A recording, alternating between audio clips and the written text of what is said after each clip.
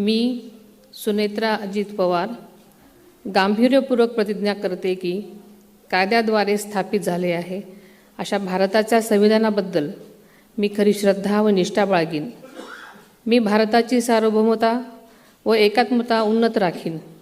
मी महाराष्ट्र राज्याची उपमुख्यमंत्री म्हणून माझी कामे निष्ठापूर्वक व ससद्विवेक बुद्धीने पार पाडेन आणि संविधान व कायदा यानुसार सर्व तऱ्हेच्या लोकांना मी गांभीर्यपणे व निपक्षपातीपणे तसेच कोणाच्याही विषयी ममत्वभाव किंवा आकस न बाळगता न्याय वागणूक देईन.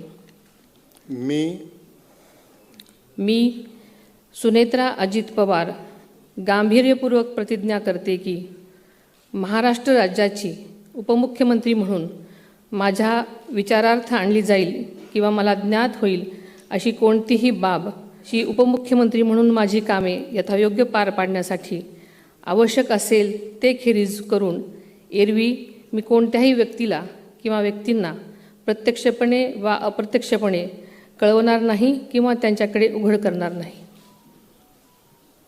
धन्यवाद.